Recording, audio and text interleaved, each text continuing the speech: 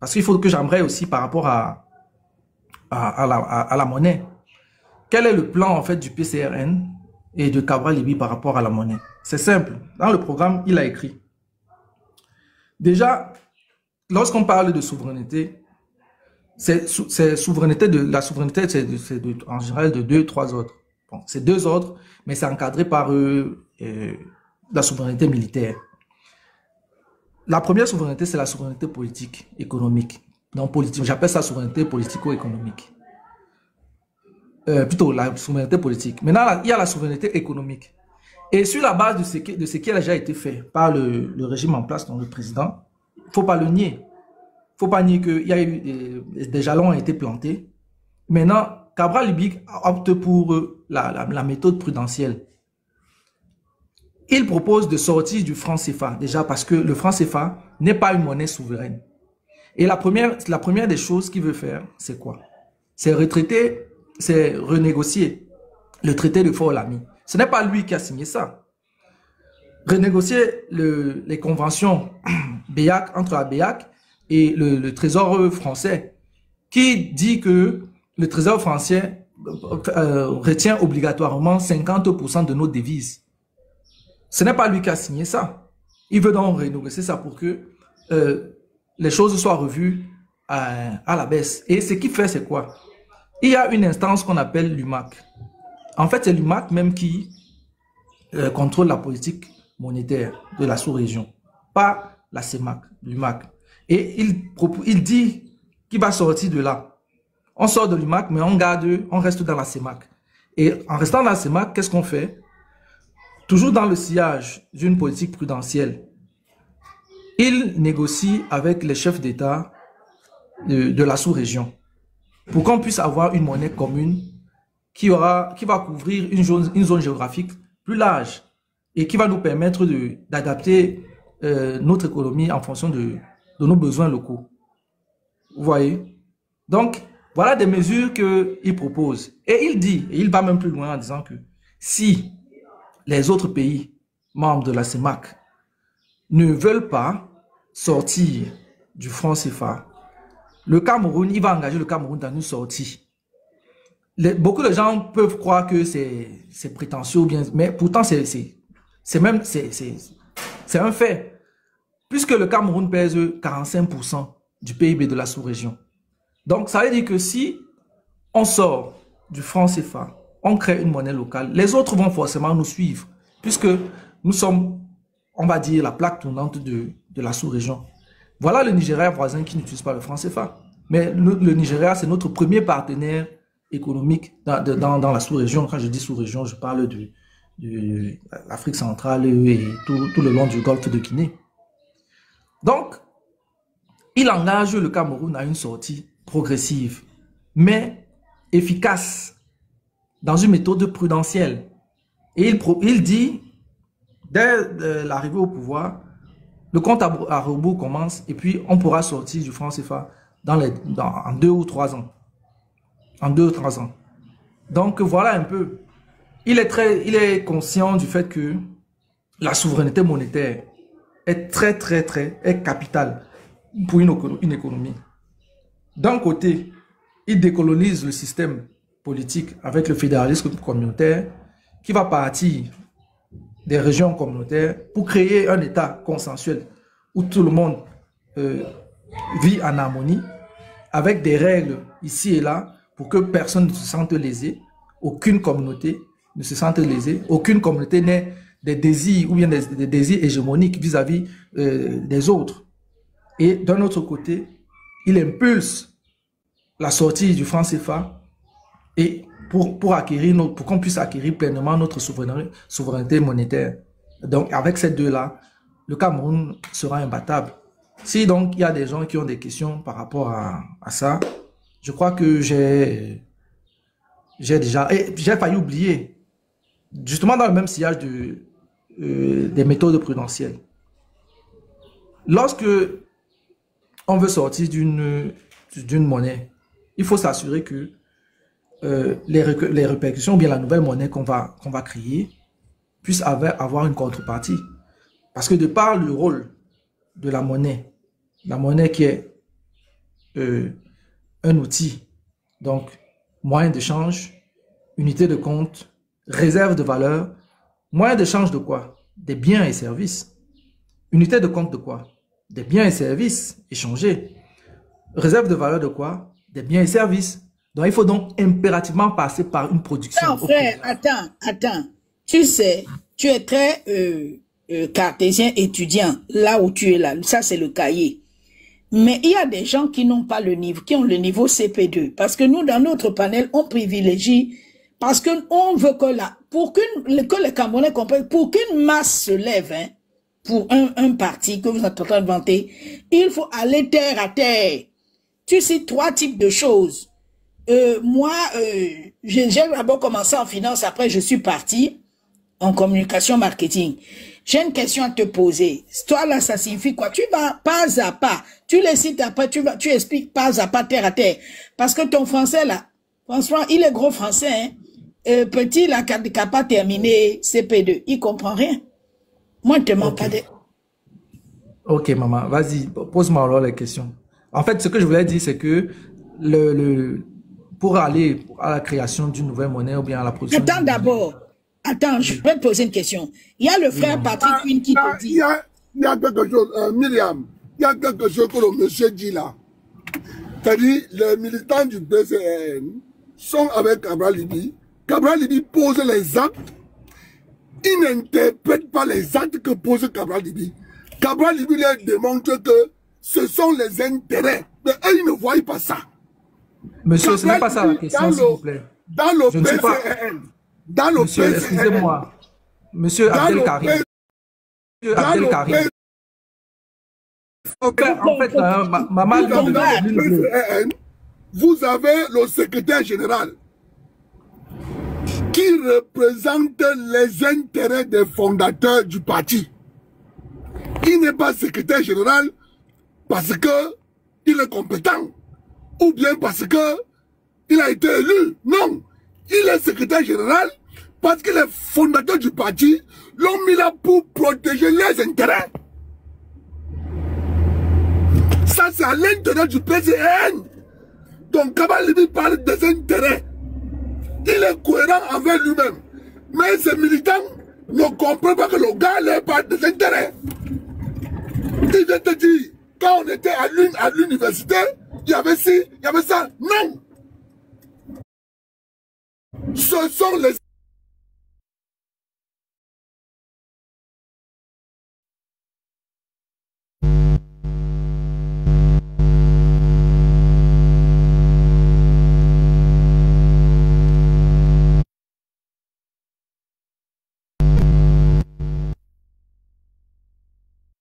Monsieur Abdel Karim, là, moi, je ne suis pas venu pour faire des supputations sur, en fait, des on-dit ou bien je ne sais pas quoi. Il y a la dame, nous sommes dans un panel sérieux, je crois, et il y a une 60aine de personnes qui nous écoutent. La dame il y a préoccupation après préoccupation. La dame a posé une question fondamentale par rapport au programme du PCRN. Maintenant, ton langage, il est académique. Ton langage, il est académique. Attends, Abdel, laisse-le d'abord parler, laisse-le souffler. Tu sais, il y a un frère, le frère Bantou, pourquoi je t'ai arrêté? Parce que il y a le frère Patrick Quinn qui a même d'ailleurs monté, parce qu'il m'a l'air d'avoir fait économie, finance, la manière dont il écrit. Réformer, il dit que, mais avant d'arriver au changement à la réforme, à casser le système colonial français, il faudra d'abord nationaliser la production d'or et réformer le système productif local. Est-ce que tu es d'accord avec ça, monsieur Bandou? Bien sûr. C'est même ce que je voulais dire depuis avant que Abdel Karim ne me coupe la parole. Je voulais dire justement que l'une des priorités, parce que c'est pour sortir d'une monnaie, c'est ce que j'étais en train de dire, pour sortir d'une monnaie, pour quitter une monnaie, pour pouvoir produire sa propre monnaie, il faut d'abord comprendre l'utilité même de la monnaie. La monnaie n'est pas, elle n'est pas produite dans l'air pour rien. Parce qu'une monnaie protège en fait ce qu'on produit localement. Donc, et j'étais en train de vouloir expliquer que le plan justement du PCRN et de Cabral Libby, c'est de mettre tout en œuvre pour industrialiser, donc industrialiser la production locale, c'est-à-dire booster la production locale au préalable. Donc, il faudrait que la monnaie qui va être émise, c'est pour ça que c'est échelonné sur 2-3 ans. Il faudrait que la monnaie qui va être émise vienne trouver et a un tissu productif ambiant. Et là, il n'invente pas la roue. C'est d'une logique, il est juste, il est dans, j'aime bien le dire, pour que les gens comprennent bien, que le PCN n'est pas là pour verser dans l'exagération et ne pas reconnaître ce qui a déjà été fait. Il est dans le même sillage, je l'ai dit tout à l'heure. Parce que quand on regarde les entreprises, le tissu économique actuel au Cameroun, la quasi-totalité, dans plus de 90% des entreprises sont locales, détenues soit par l'État ou bien par les nationaux. Et ça, c'est une volonté politique du président Biya et il faut le lui reconnaître. Parce qu'il y a eu des jalons qui ont été plantés à cause justement des accords coloniaux qui ont été signés, qui mettaient à mal notre pays et notre économie. Il y a eu déjà le fait que la quasi-totalité des entreprises au Cameroun soit nationalisée. Et d'un autre côté, il y a cette sécurité, le BI que le président a créé pour sécuriser nos frontières et notre pays. Et moi, j'ai une petite histoire par rapport justement à la création de ce BI. Parce que pour créer le BI, ça a commencé avec la piraterie au niveau du golfe de Guinée. Et ça mettait en mal, parce que le port de Douala dessert plusieurs pays, les pays de l'Interland, donc des pays comme la Centrafrique et le Tchad. Alors, la piraterie la mettait en mal le commerce. De ces pays.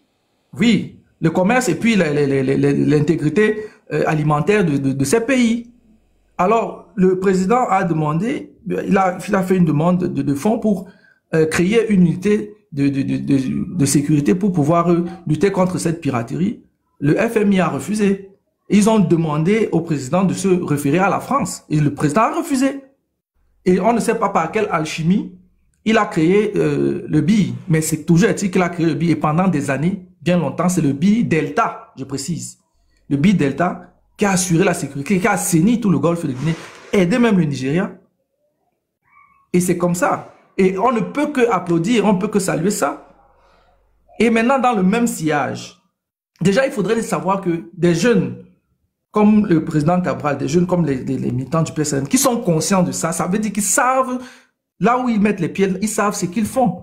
Ils ont une boussole. Ils ne vont pas, ils n'ont pas juste des slogans dans la bouche, du genre 43 ans, ou du genre je sais pas quoi, non, non, non, non. Ce sont des gens qui se sont assis, qui ont réfléchi, pensé au pays, comment résoudre les problèmes. Et pour résoudre les problèmes, il faut savoir d'abord quels sont les problèmes et bien les cerner, pas à moitié.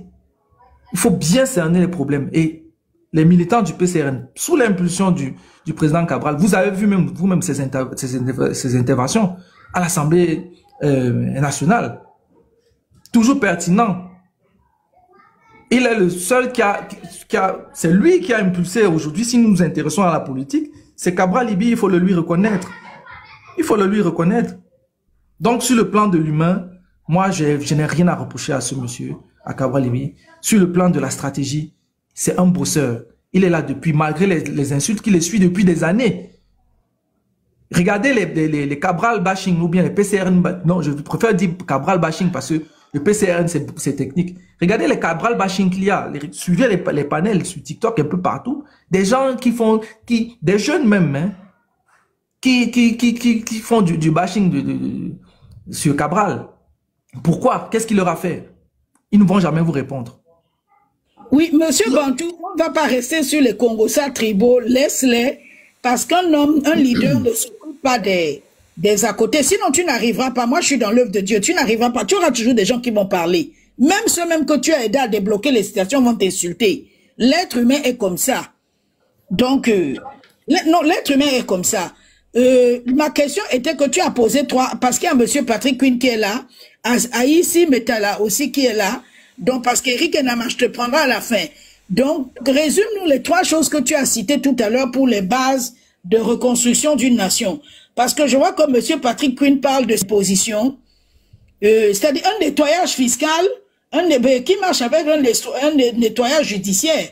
Toute une audite, tout un nettoyage. Mais comme j'ai dit, les termes doivent être terre à terre parce que il y a des gens qui nous écoutent, qui n'ont pas été à l'école. Et si on veut les séduire, il faut qu'on soit concret. Pas les histoires de quand M. Bidoupa était venu au stade à Bepanda, les gros Français là, non. Ça, il faut, cette ère-là doit terminer. Allons-y. Bon, déjà, je vais dire que je reconnais un peu mon côté pédagogue. Bon, vous allez encore dire que ce sont les gros thèmes. J'aime bien expliquer les choses d'une façon cartésienne. Bon, je vais essayer d'expliquer de façon terre à terre quel est en fait le process. Et il y a sur le panel vraiment des gars calés aussi du PCRN. Je vais essayer d'expliquer le process vu par Cabral Libby pour que le Cameroun soit prospère. La première des choses, je vais parler de la souveraineté. Reconquérir la souveraineté, ça passe par deux étapes. En fait, il y a deux plans. La souveraineté politique ou étatique et la souveraineté monétaire. Maintenant, en ce qui concerne la souveraineté étatique, il propose le fédéralisme communautaire.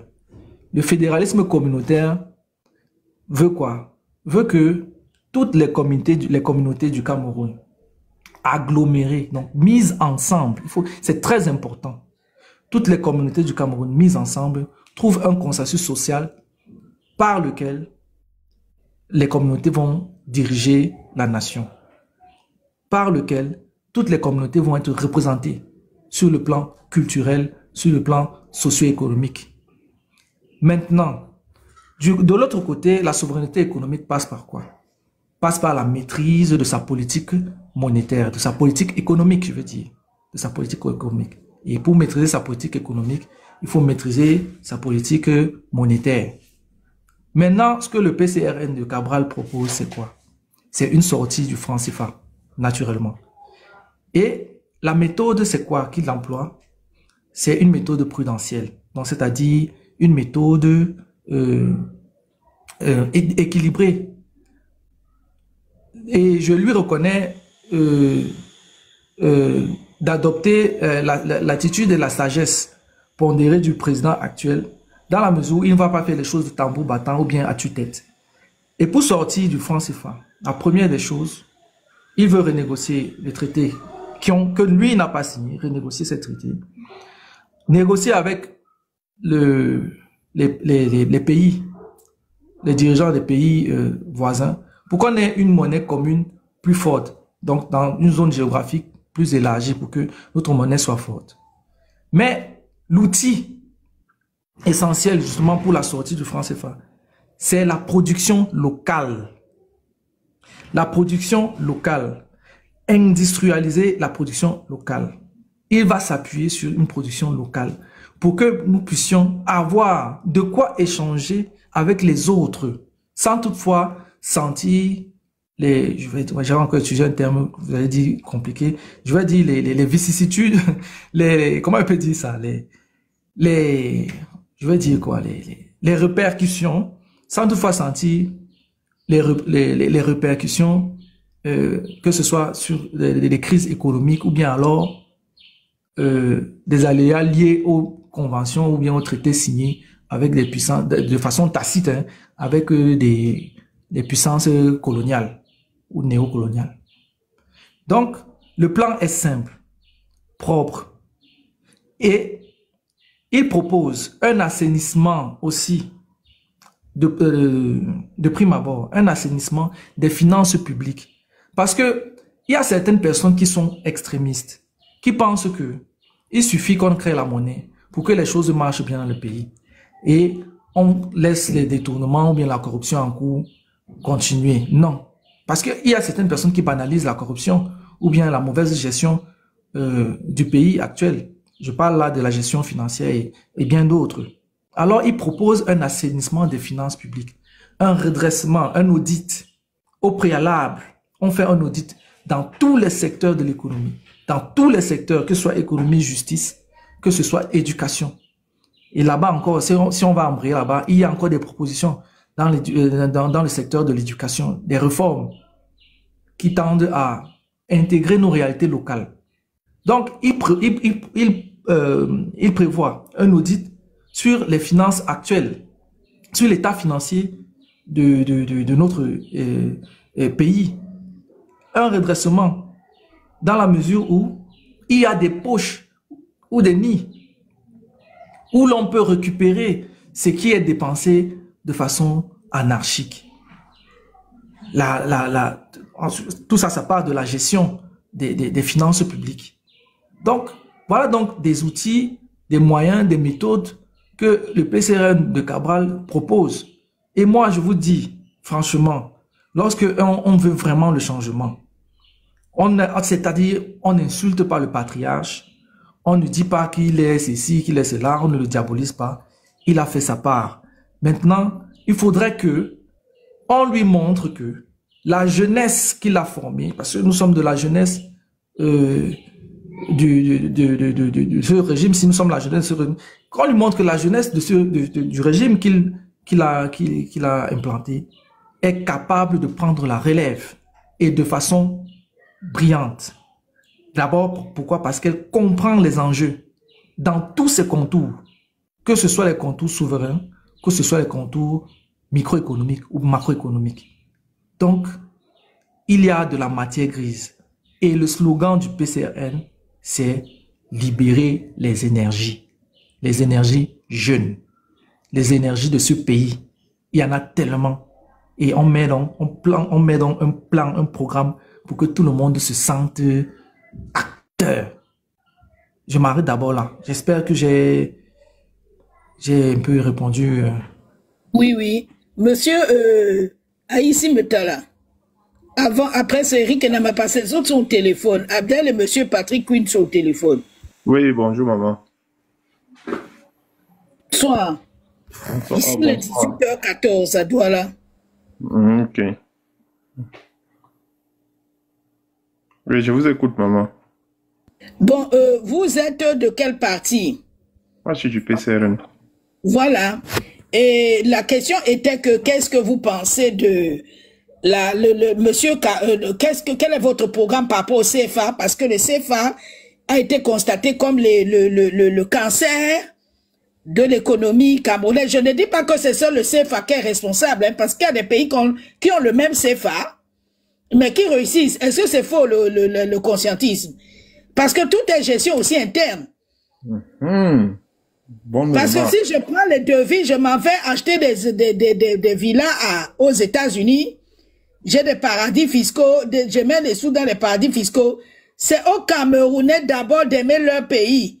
Il y a des pays qui ont ce CFA, mais on est en train de voir comment ils sont en train de nous dépasser devant nous. Et j'ai même peur que ces pays ne viennent installer leurs entreprises chez nous. Un de ces 4 matins. Hein? Ok. Donc, première question que je vais vous poser, maman, pour qu'on aille devant ça. Bon, mon camarade Bantou a la majorité des choses que je vais dire encore. Je pense que je n'ai même pratiquement rien à ajouter. Mais on va juste dire ce qu'il a dit déjà d'une autre manière. Première question que je vous pose à vous. Selon vous, selon vos connaissances, quel est le problème du CFA actuellement? De ce que vous avez appris. Selon moi. Oui. De ce que vous avez appris là. Monsieur Haïssi Metala, moi je vous ai dit que je suis très concret, très terre à terre. Hein, oui, c'est pour ça que je veux qu'on fasse terre à terre. Oui. C'est quoi le problème du CFA? Le problème du CFA, ce sont les personnes. Je dis d'abord, c'est les personnes qui gèrent ce CFA. Le CFA n'est pas un problème, monsieur Haïssi Metala. Si c'est votre réel nom. C'est la personne qui gère son pays, la manière dont on regarde. Il y a certains pays dont je ne veux pas citer le nom parce que ça leur donne la grosse tête et l'occasion de nous insulter et dire n'importe quoi de responsable de l'État, le chef de l'État. Je ne suis pas du RDPC, mais je suis BAI, c'est-à-dire que je ne permets pas qu'on insulte les autorités de mon pays. Qui s'est fait quoi? Ça regarde les Camerounais. C'est entre Camerounais qu'on doit le régler. Donc, je juge que quand une entreprise arrive, moi, je viens prendre 90% de l'apport en investissement. Mais le type va prendre ses clics et ses claques, qui va là ailleurs. Là, on ne va pas me dire que c'est le CFA qui est responsable. La majorité des choses, c'est le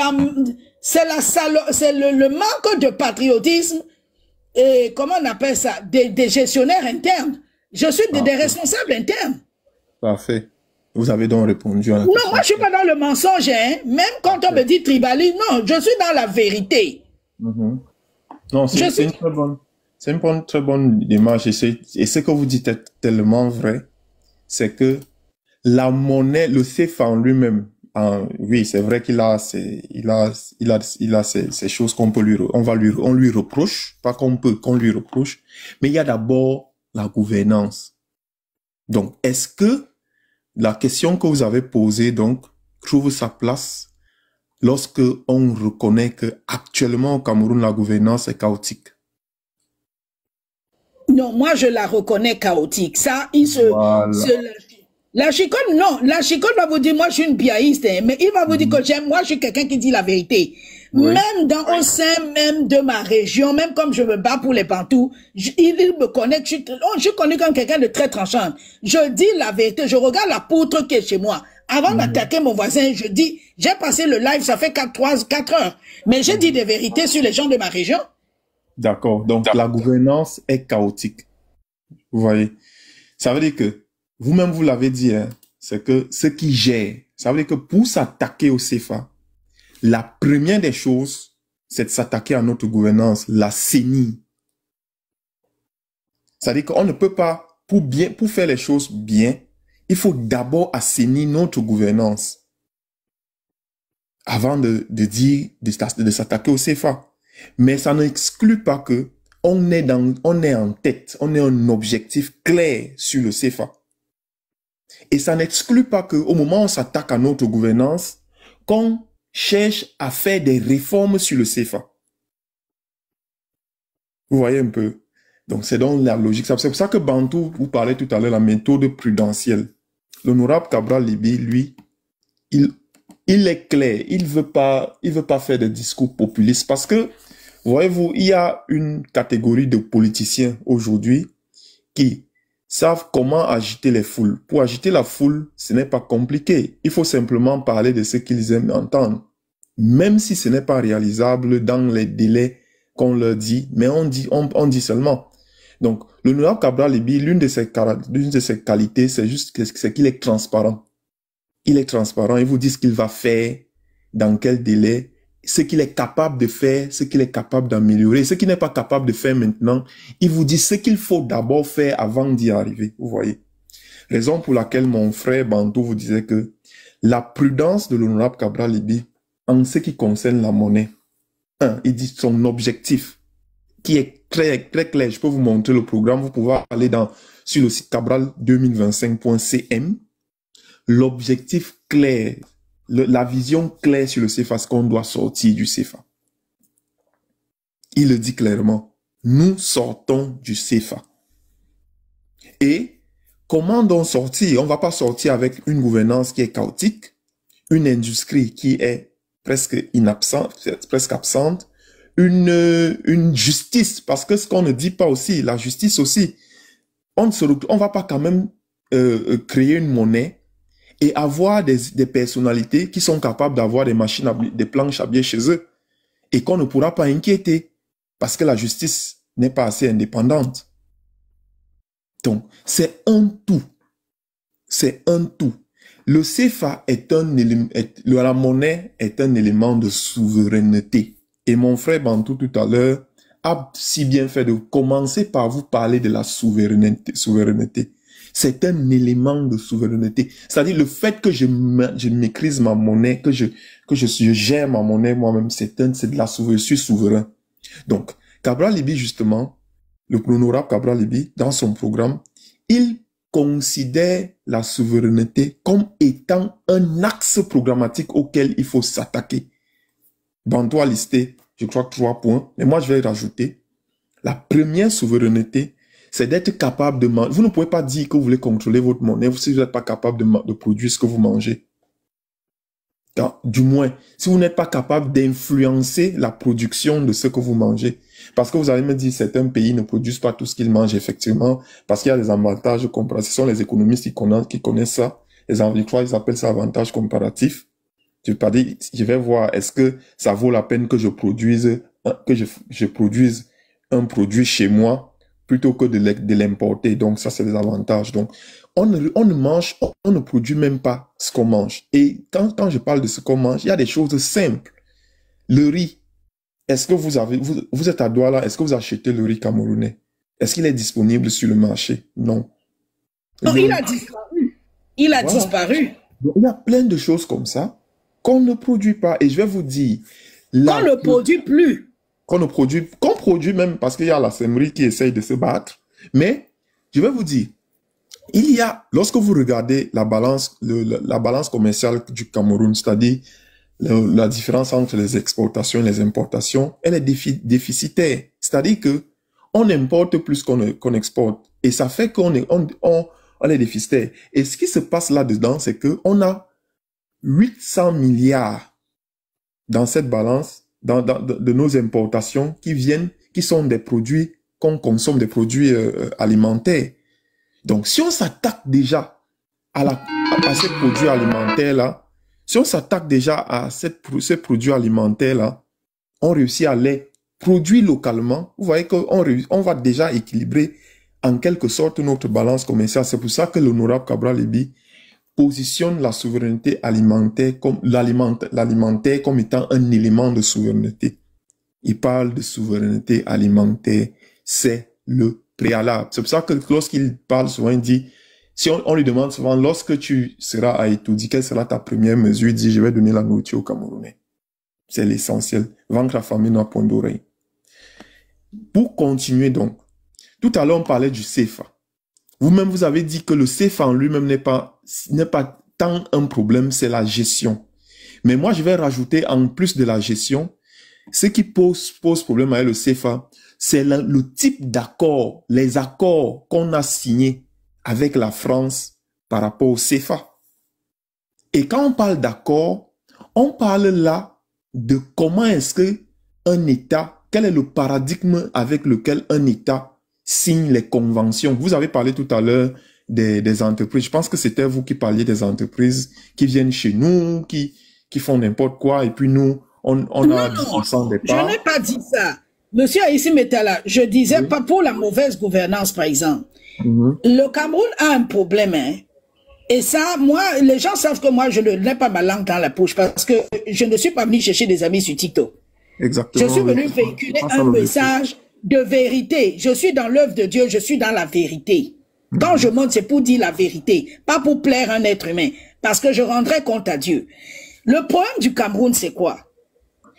Quand une entreprise arrive, les Camerounais, il arrive qu'ils prennent 90% de l'apport en investissement, c'est-à-dire ce que le monsieur emmène comme sous pour pouvoir investir au Cameroun.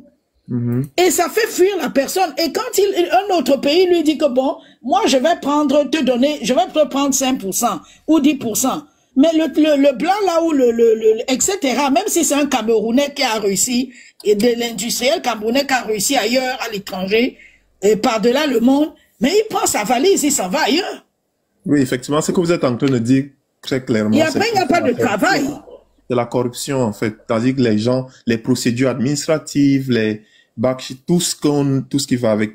Mais moi, ce que je voulais dire ici, c'est quoi? C'est que le CFA, c'est de ça qu'on parle, le CFA, vous-même, vous l'avez dit, n'est pas tant un problème, c'est la gouvernance, et vous avez mentionné. Mais je vais vous dire que ce qui a manqué avec le CFA aussi, ce sont les accords, le type d'accord, les thèmes des accords qu'on a signés. Si on signe des accords sur le CFA qui roulent pour nos intérêts, personne n'allait parler du CFA si on avait signé. Mais puisqu'on a signé des accords qui ne roulent pas pour nos intérêts, c'est pour ça que les gens en parlent. Et je vais vous faire une révélation.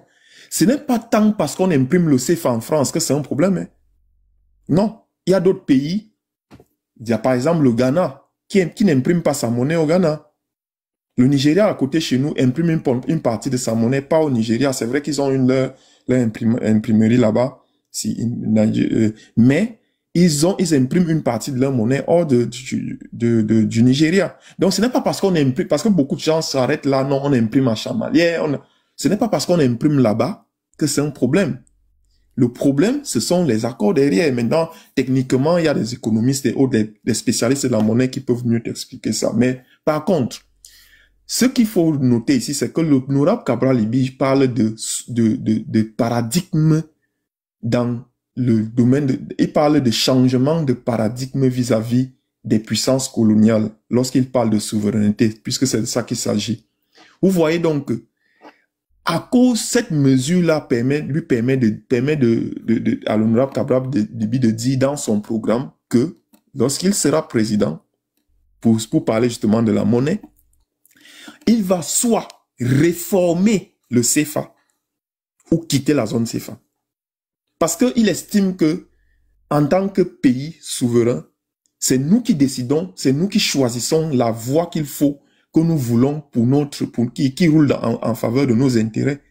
C'est ça qu'il dit dans son projet. Si vous allez dans l'axe de souveraineté, il va vous dire là-dedans que le projet est de réformer ou quitter la zone CFA vers une monnaie souveraine appuyée sur une politique industrielle. Là, je suis en train de lire une mesure sur l'axe 4 de notre programme. Et il vous dit concrètement comment il va le faire. Je pense que mon frère Bantou a assez élaboré dessus. Il vous a parlé de comment, on va d'abord discuter avec les autres. S'ils ne sont pas d'accord, on va prendre nos responsabilités, sortir, et puis créer même une monnaie, ce qu'il a appelé, créer une monnaie souveraine nationale, une monnaie nationale pour nos échanges locaux et faire peut-être, et envisager une sortie progressive. C'est tous ces éléments-là qu'il faut aborder. Moi, ce que je voudrais que vous compreniez, c'est que la question sur le CFA que vous avez soulevée est une question est une question qu'il faut aborder avec beaucoup de technicité. Il faut mettre à contribution des cerveaux, des personnes qui ont les capacités de nous accompagner dans ce voyage vers la sortie du CFA. Mais ici, il y a assez d'étudiants au Cameroun, oui, en économie, en finance, mais vous faites comme les autres dans la patrie, vous faites même des états généraux avec ces étudiants, ils les écoutent. Mais il y a du génie au Cameroun. Il a déjà dans son projet justement prévu tout ça. Mais il a quand même fait des propositions. Vous avez entendu parler par exemple de la monnaie binaire, la monnaie trésor. Ça a été théorisé, je crois, par Dieudonné Somba, qui disait, à défaut même de dire qu'on sort directement, si c'est vraiment souveraineté, là on peut faire comme la Suisse, qui a sa monnaie à l'intérieur et qui fait des échanges avec la zone euro. C'est-à-dire avoir notre monnaie souveraine nationale. Les gens, quand ils viennent acheter chez nous, ils peuvent acheter en CFA et on leur rembourse en notre monnaie souveraine nationale. Mais il faut noter que ce sera plus sur les zones frontalières ou bien quelqu'un qui vient vraiment faire du business à l'intérieur. Mais quand quelqu'un vient à l'intérieur, ce sera absolument la monnaie souveraine qu'il va utiliser. On peut faire ça sans sortir du CFA, de la zone CFA. Bref, il a, dans son projet de société, le manifeste pour la rupture du progrès, il a assez élaboré dessus. Mais je voudrais que vous compreniez ce qui est plus important, c'est que quelle est la vision du candidat vis-à-vis du CFA? On doit s'arrêter sur une chose. La vision du candidat, c'est qu'on sort du CFA, mais avec prudence, comme mon frère Bantou a élaboré tout à l'heure. Bon, pour que je ne sois pas très long, je ne sais pas si je pense qu'on a quand même assez élaboré sur cette question-là. Pour que je ne sois pas très long sur la question. Si vous avez d'autres questions ou bien quelqu'un d'autre veut prendre la parole, je le préfère. Non, ça va, c'est bon. Ça me rassure. Monsieur Mondialiste, Monsieur Nama, je te prends à la fin parce que Monsieur Mondialiste était monté, après il est parti. Oui, Monsieur Mondialiste. Bonsoir. Bonsoir, madame, bonsoir à tous les Bonsoir, panélistes. Monsieur Mondialiste. En fait, moi, j'avais quelques questions à poser aux intervenants, je sais pas, c'est des partisans de Cabral Libye, de son parti PCRL, quoi. Concernant leur projet et concernant aussi le financement de tout ce, par exemple, la décentralisation, le fédéralisme communautaire, le financement, vu que, par exemple, un pays comme le Cameroun, aujourd'hui, presque 35 à 40% du budget national finance juste des fonctionnaires. Ça veut dire, par exemple, les zones comme le BAM, certains coins du littoral ont les difficultés à avoir des routes, de l'eau potable ou des écoles. Il n'y a pas vraiment, on prend cet argent, on paye des fonctionnaires partout dans le territoire. Ils coûtent presque 40% du budget national. Et qu'il n'y a pas, on peut plus rien faire. Même les hôpitaux, on n'a plus rien. Vous voyez des gens tomber, parfois on bloque des personnes. Il faut payer un ticket pour entrer dans un hôpital. Ça se passe nulle part dans le monde. Au Niger, je ne pense pas qu'il y a des choses pareilles. Chez nous, ça se passe. Comment est-ce que l'État, le parti de Cabral compte faire pour financer son parti, vu déjà le budget, le fonctionnement d'État qui est d'abord gigantesque. Parce qu'il va encore créer le gouvernement fédéral avec des partis, avec je sais pas, l'assemblée régionale et tout. Ça coûte extrêmement cher pour le financement. Et concernant, par exemple, moi, je suis par exemple libéral. Moi, je suis quelqu'un de très libéral sur le plan économique. Moi, je suis pas moi trop communautariste en matière économique. Moi, j'aimerais une libre circulation de biens et de marchandises au niveau national. Je veux pas moi trop de blocus. Moi, par rapport à l'État central, je m'en fous éperdument parce que c'est que l'État central, c'est plutôt un obstacle pour l'épanouissement des Camerounais. Parce qu'il ne propose rien, il raquette seulement les gens. Au niveau fiscal, c'est énorme. Les gens payent extrêmement d'impôts pour ne même pas en bénéficier. Parce que vous voyez, par exemple, dans le littoral où j'ai ma famille, on paye énormément d'impôts, on finance énormément de choses, mais à la fin, on n'a rien. Tu n'as pas de route, tu n'as pas de qualité, il y a l'insécurité, on peut te kidnapper à tous les coups, tu n'as presque rien. Et pourtant, tu payes tout. Comme j'ai parlé tout à l'heure, dès le départ, de gigantesques nombre de fonctionnaires qu'on a au Cameroun. Moi, je suis ici en Nairobi, au Kenya. Vous voyez, dans un pays comme le Kenya, il n'y a pas de eaux et forêts. Ça n'existe pas. Même en Éthiopie, il n'y en a pas. C'est un service que je vois ça que juste au Cameroun. Mais attends, le climat du Kenya, c'est celui du Cameroun. Oui, c'est presque le même climat. C'est le climat tropical. Non, c'est pas vrai. L'Afrique de l'Est, c'est un climat, c'est une faune, c'est-à-dire les arbres qu'il y a là-bas, le type de géologie. La terre qu'il y a là-bas, c'est la savane. Madame, l'Afrique de l'Est, c'est la savane. Il n'y a pas de forêt là-bas. Il n'y a pas de climat. C'est pas l'Europe. Ça n'a pas quatre saisons. C'est le climat oui, tropical. mais ce n'est pas l'Europe, mais ce n'est pas les mêmes arbres. Bon, on ne peut pas créer en Arizona un ministère de eaux et forêts. En Arizona, il n'y a pas de forêt. Aux États-Unis, en Californie, aux États-Unis, il n'y a pas de forêt. Au Brésil, c'est l'armée et la police qui sécurisent les forêts. Il n'y a pas un corps de métier pour sécuriser la forêt. Mais c'est leur problème. C'est pas parce qu'au Brésil, mais ces gens sécurisent dans la Pampa. Dans l'Amazonie, ils ont le même rôle que le ministère des Eaux et Forêts. C'est pas parce qu'on l'appelle pas ministère des Eaux et Forêts que ça n'a pas les mêmes fonctions, monsieur. L'Afrique de l'Est n'a pas les mêmes arbres qu'en forêt bantou. Quand même. Ah! Mais, madame, la question, excusez-moi, pardon, ma question était à quel niveau? Au niveau des pléthores de fonctionnaires que nous avons au pays. Comment est-ce que vous comptez gérer ces fonctionnaires, diminuer le budget, le fonctionnement de l'État, parce que c'est énorme. Et comme on arrive à demandez ça aux cabralistes qui sont ici, parce que moi, je peux me permettre de oui, monsieur Queen, allez-y. Déjà, il faut savoir que le ratio de fonctionnaires au Cameroun spécifiquement est très bas. Très, très bas. C'est la raison pour laquelle il est absent. À combien? Je vous demande pardon. J'ai pas bien compris. C'est-à-dire presque à 40%. Non, je parle du ratio de fonctionnaires. Je ne parle pas de la masse salariale. Je parle du ratio du nombre des fonctionnaires. Quand je parle des personnes qui vivent au service de l'État, je parle des fonctionnaires, je parle des entreprises parapubliques ou parfois de l'État. Non. Ne mélangez pas. Les fonctionnaires. Uniquement les fonctionnaires. Police, gendarmerie, soins hospitaliers, ministère et consorts. Je vous parle uniquement des fonctionnaires. Si on est beaucoup au Cameroun, on a, allez, maximum 600 000 fonctionnaires dans tout le Cameroun. Oui. Sur un pays de 30 millions d'habitants, c'est très bas.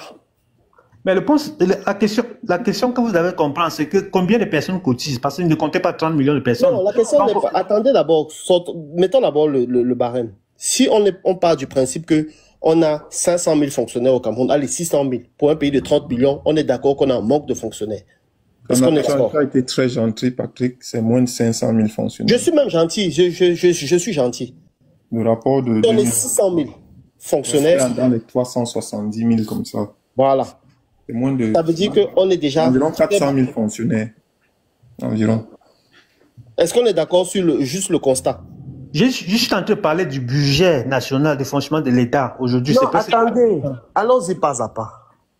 Si on est 600, on est 30 millions au Cameroun, d'accord? Et qu'on a 600 000 fonctionnaires, ça veut dire qu'on est très bas. Faites le ratio vous-même, ce n'est pas possible. Ça veut dire que c'est un infini pour peut-être... Mais si vous êtes en train de contourner la question, je vous ai pas posé une question. Le Cameroun a 7 000 milliards de budget national, 7 000 milliards de francs CFA, auquel le fonctionnement de l'État comprend à elle seule près de 3 470 milliards en 2024. Donc presque la moitié du budget national. Monsieur, vous êtes dans des chiffres consolidés. Pardon? Vous êtes dans des chiffres consolidés. Je vous demande d'aller dans le détail d'abord, dans un premier temps. On ira dans les chiffres consolidés après. Allons dans le détail. Quand vous dites la masse salariale, ça veut tout dire, rien dire à la fois. La masse salariale, ça peut comprendre, c'est pas parce qu'on paye un infirmier à 150 000 que vous allez comparer ça à un salaire de 50 millions de je sais pas qui. C'est pas la même chose. Vous êtes en train de contourner la question. Répondez-moi à la question. Je vous ai parlé du budget de fonctionnement. 360 milliards, 3700 milliards. Je peux t'orienter, s'il te plaît. Répondez-moi, pourquoi est-ce que vous comptez diminuer ça? Monsieur, allez-y, j'essaie d'aller pas à pas. J'essaie d'aller pas à pas. On va arriver au niveau où il faudra réduire le train de vie de l'État. On va aller pas à pas. Si vous voulez savoir quel est le financement qu'on aura, c'est très simple. On va élargir l'assiette fiscale. Dans un premier temps, on va réduire, comme vous dites, les dépenses somptuaires de l'État. Rien qu'avec ça, en digitalisant le système d'impôt, en réduisant le train de vie de l'État, en disant à partir d'aujourd'hui, on va limiter les déplacements, on va limiter les comment on appelle ça, les fonds de chaque ministère. On va limiter les bons de carburant. On va réduire le parc immobilier de chaque ministère. On va consolider les différents postes ministériels qui sont superflus, parce que ça sert à rien d'avoir un ministère pour l'enseignement supérieur, l'enseignement de base, la recherche scientifique et consort. Tout ça, normalement, c'est la recherche et c'est l'enseignement. C'est un ministère, quitte à ce qu'il y ait des directeurs de services et qui fassent le travail. Si on met en place juste ces réductions de train de vie de l'État, ça sous-entend que si un ministère avait lui seul des fonds souverains, je dis une bêtise, de 500 millions, ces 500 millions, on peut les prendre pour recruter des infirmiers, pour recruter des gendarmes, pour mettre en place comment on appelle ça, des moyens de fonctionnement de chaque fonctionnaire. Si on met en place la digitalisation des services publics, ça va réduire le nombre de personnes dont on aura besoin. Par contre, ça va faire monter les personnes en compétences parce qu'il faudra les reformer, les recaser. Bon, ça va diminuer le personnel fictif. Ça va diminuer le personnel fictif. La question, là vous êtes allé trop loin. Vous n'avez pas répondu. Est-ce que vous avez ça dans votre programme? Mais c'est ce qu'ils te disent, monsieur. C'est ce qu'ils te disent. Non. Je vous dis là, ça ne vient pas de mon petit. Mettre en grand, s'il te plaît. Je vais présenter avec la caméra. Je vais présenter le programme. Le consentis, tu peux le mettre en grand. Moi, ce que je vous dis là, je ne suis pas en train de vous dire quelque chose qui sort de mon petit cerveau. Je ne suis pas assez intelligent pour créer ce genre de truc. Je vous dis ce qui a été écrit dans le programme. Exactement. Tu peux me mettre en grand le conscientisme, s'il te plaît. Est-ce que j'ai quand même répondu à votre question, monsieur le mondialiste? Non, franchement, vous n'avez pas répondu. Vous dites que c'est dans le programme. Dans quelle page? J'ai le livre là en main. Dites-moi dans quelle page. Non, écoutez, monsieur, il faut faire attention. Le livre, c'est un projet de société. Le livre, c'est un projet de société. Le programme de gouvernement, c'est autre chose. Et le programme de gouvernement, il est décliné en 11 points. C'est prévu, c'est sur le site internet de campagne. Vous pouvez aller le voir. On va faire simple. Monsieur, bonjour, monsieur mondialiste. Merci, bonjour. Ouais, on va faire simple pour que la réponse, en fait, les éléments de réponse vous ont été donnés par Patrick, mais je sais pas pourquoi, mais on va faire simple. Sur le site de campagne du candidat Cabral2025.cm, vous avez votre question trouve sa réponse. Ah, on a encore levé. Votre question trouve sa réponse sur l'axe programmatique numéro 10, qui est la rénovation de l'État. Donc, si vous allez sur le site, vous allez la regarder. Et ce qu'on fait généralement, c'est que on vous donne quel est l'état des lieux. Effectivement, votre constat, il est fait ici, là.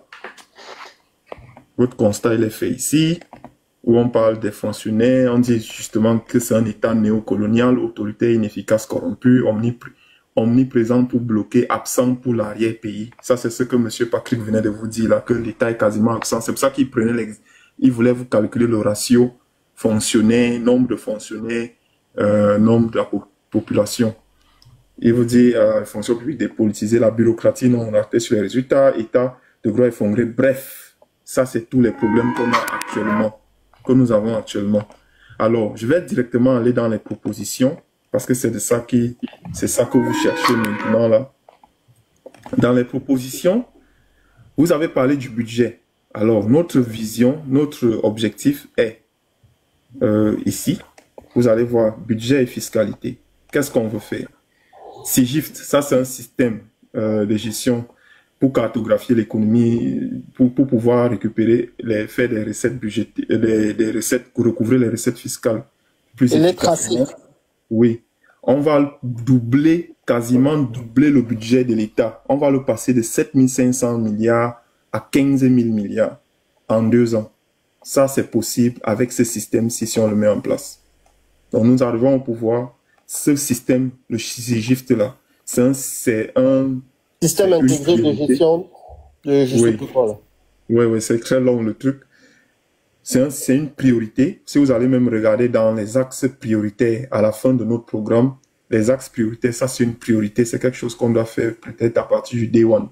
Donc, on met en place ce SIGIFT, ça va nous permettre justement de doubler le budget de l'État et diminuer aussi la pression fiscale parce que l'objectif n'est pas d'asphyxier les camps. Quand on dit qu'on va doubler le budget de l'État, il ne faut pas voir en cela qu'on va aller on va taxer plus les Camerounais. Non.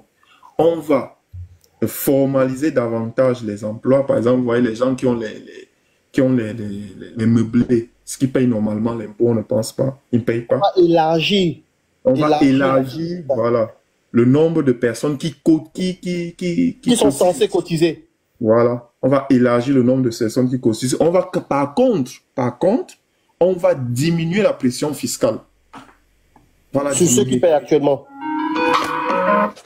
On va diminuer.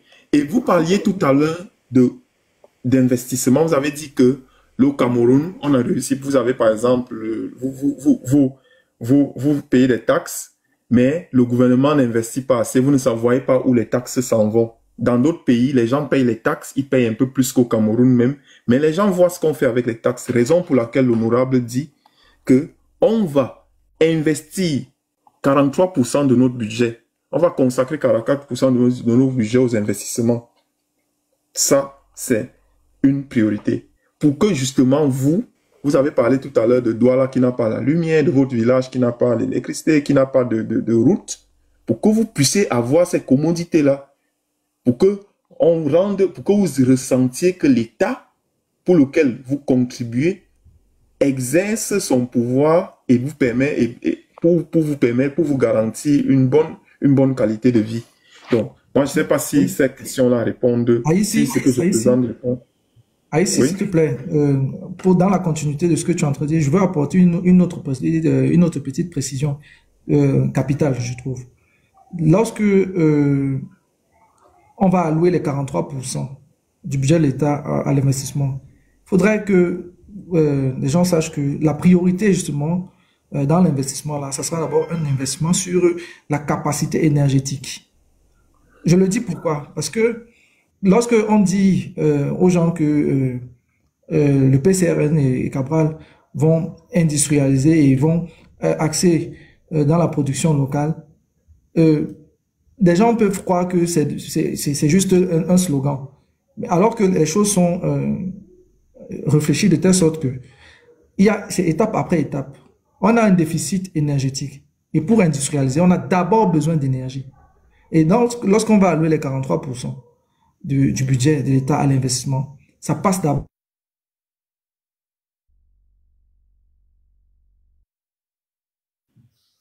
Je peux, s'il vous plaît? Allô?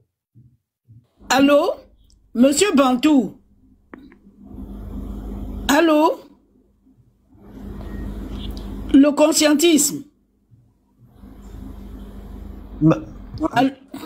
Allô? On vous suit, on vous suit. Oui, mais parce que M. Bantou a commencé un enseignement, un argumentaire, et puis on ne l'entend plus. Peut-être qu'il a connu un souci, ou on l'a signalé. Oui, peut-être un problème de réseau, je ne sais pas. Bon, j'avais une deuxième question à poser là, je ne sais pas si c'est possible. Tapotez alors le live, si le live bug, parce que je vois que ça vous intéresse, mais beaucoup ne tapotent pas le live. À part Florine Mengue, le reste ne tapote pas le live. Oui, monsieur Mondialis posait des questions. Les gens de les Cabralis sont là pour ça. La deuxième question était de savoir comment est-ce qu'il compte mettre les 30 régions ou les 30 départements sur pied. Comment est-ce qu'il compte se prendre? Comment est-ce qu'il va diviser? Parce que ça, c'est aussi un autre cheval de bataille. Comment est-ce qu'il va? Parce qu'on vit avec 10 régions depuis un certain temps et ça veut près de 100 et plusieurs départements. Et comment est-ce qu'il compte mettre ces 30 régions sur pied et où est-ce qu'il va diviser, dans quelle région il va toucher, comment est-ce qu'il compte mettre ça sur pied? C'est la question qu'il pose. Les Cabralis répondaient. Oui, moi je peux répondre.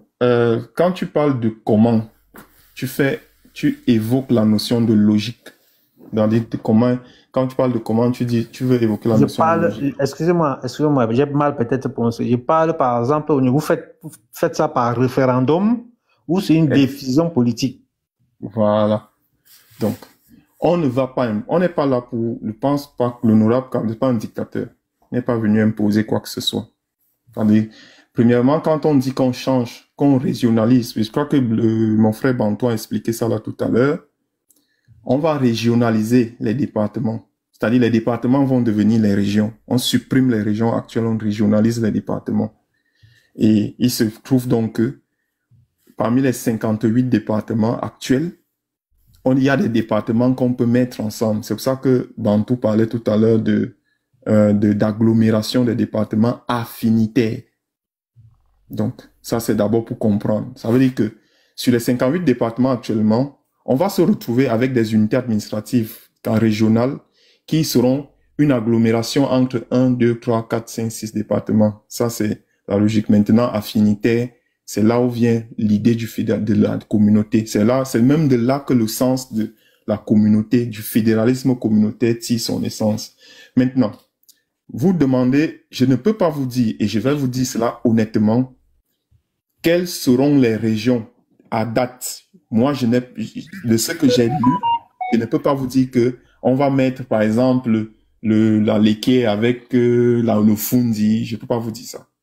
Mais je sais que dans la logique avec laquelle on veut par exemple, on veut regrouper les départements, ce ne sera pas ça ne va tuer personne, ou alors personne ne va se plaindre si on met par exemple le Nyon Esso et le Nyon Efumu ensemble. Pas le Nyon Esso, on met la Mofo Famba et la Mofo Akono ensemble, parce que c'est des peuples qui se ressemblent. Si on met par exemple la Sanaga maritime et le Nyon Ekele ensemble, parce que ce sont des peuples qui se ressemblent, ainsi de suite.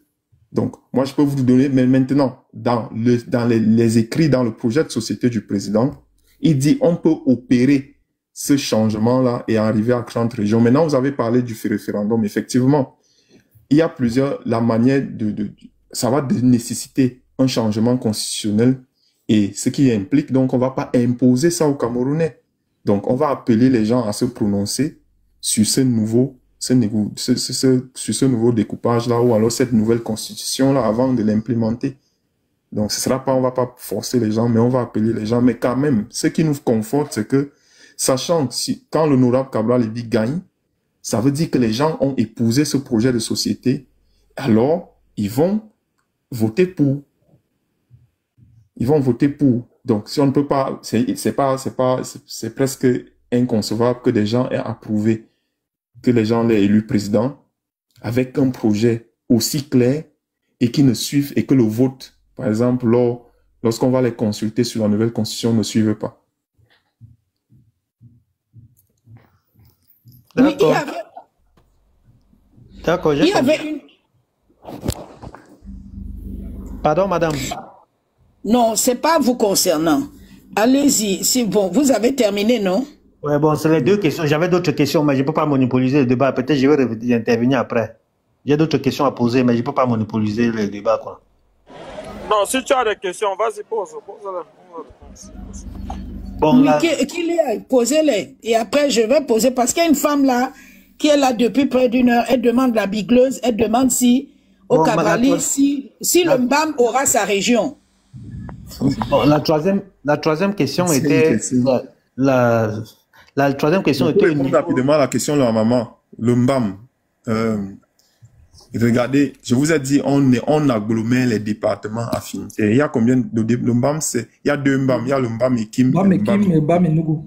Est-ce que les peuples qui vivent de part et d'autre, dans les deux Mbam, je veux dire en majorité, se ressemblent? Oui. Oui. Ça veut dire ça fait une région.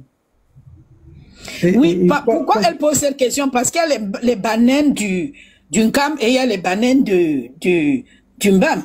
À cause des Allemands, les séparations, les problèmes avec l'administration allemande, on a séparé Yungi avec, comment on appelle ça? Makedede. Donc il y a ces questions-là. Non. On ne vient pas redessiner les frontières. Voilà. Parce qu'il dit clairement, on met ensemble les départements existants. Parce qu'il ne faudrait pas que les gens après disent que pourquoi vous n'avez pas divisé comme ça. Non. Vous avez déjà des divisions. Non. Vous avez déjà des divisions proches. On agglomère les départements affinitaires. Point. On ne déplace pas les frontières. On ne va pas faire... Banto, tu peux peut-être mieux exprimer. Oui. C'est exactement ce que je voulais dire. Qu'on parle de l'existant. Donc, on parle de ce qui est déjà. Et maintenant, en fonction des acquaintances ou bien des affinités culturelles. Donc, si le Mbam et Kim et le Mbam Inubu sont culturellement proches, très proches, on les rapproche tout simplement. Il n'y aura pas mort d'homme. Maintenant, comme tu l'as si bien dit dès le départ, c'est une proposition. C'est pas sur la forme de l'État. L'honorable Cabral propose la méthode. Et maintenant, ça va sûrement passer par un référendum. Ça ne sera pas quelque chose d'imposé. On ne peut pas imposer aux gens d'être culturellement affinitaires. Non, ça ne se passe pas comme ça. Donc, ce sont des propositions. Et l'idée, je pense, par la grande majorité, est saluée. En parlant du Mbam, pour sortir, en parlant du Mbam, vous voyez, le Mbam est dans la région du centre. Et même dans le centre, ce que les gens ne savent pas, c'est qu'il y a des écoles sous l'arbre. En Kopali, moi j'étais ce que les gens ne savent pas, c'est qu'il y a des écoles sous l'arbre.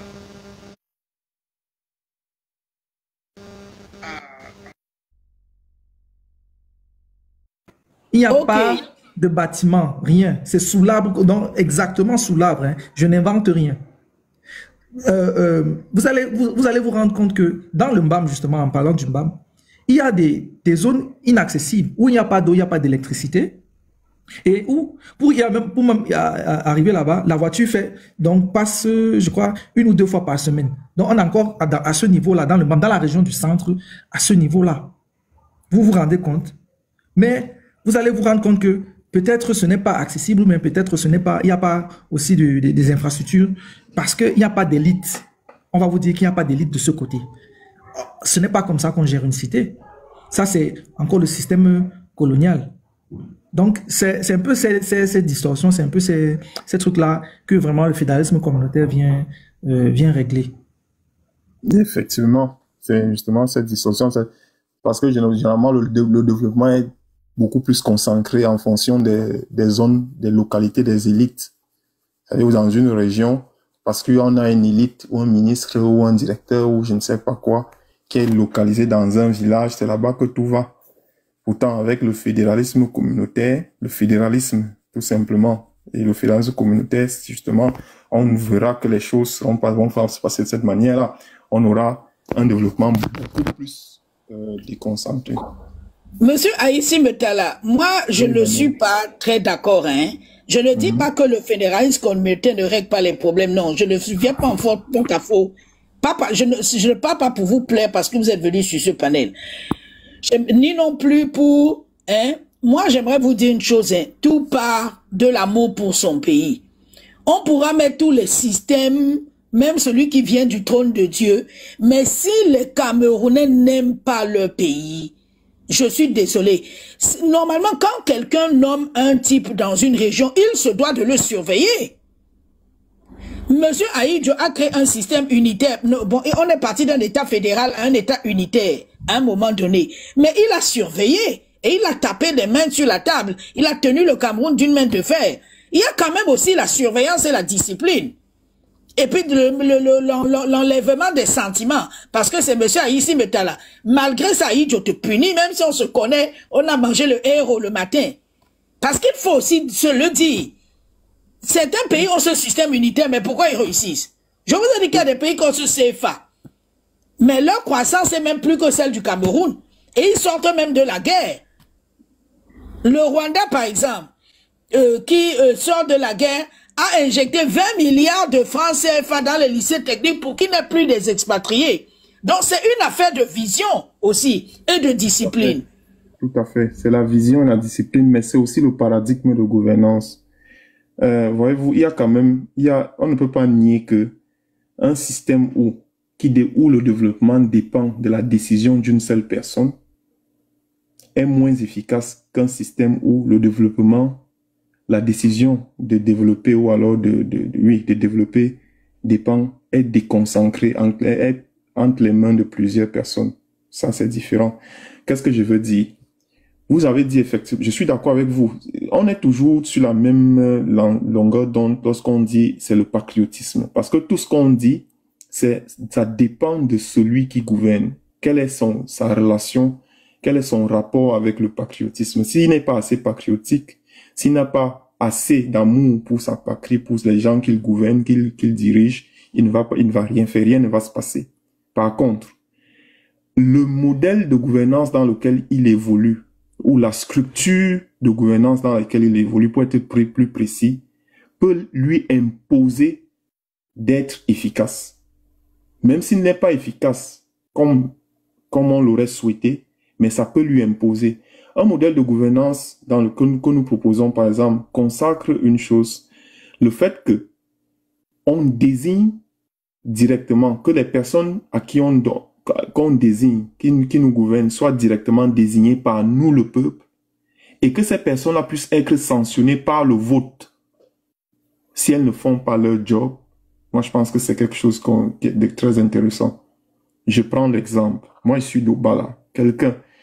Si vous allez à Obala actuellement, vous allez trouver que les routes sont catastrophiques. Je ne parle pas de la route des routes nationales. Je parle des routes qui sont à la charge de l'exécutif communal.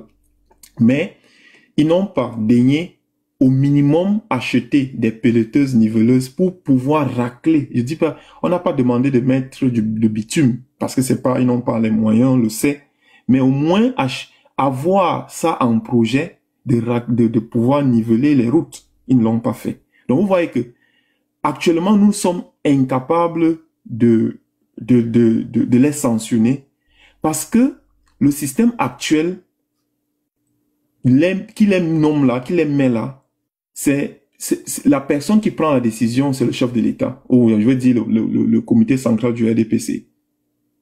Or, dans un système où on a des partis locaux qui essayent de battre campagne, qui font des programmes politiques locaux pour diriger pour pouvoir développer leur localité, vous voyez qu'on sanctionne rapidement, c'est parce que ce sont des personnes qu'on va voir tout le temps. Et je vais vous dire une autre chose qui est un autre élément très important, c'est que nous disons même que désormais les conseillers municipaux, ce seront des représentants de chaque quartier.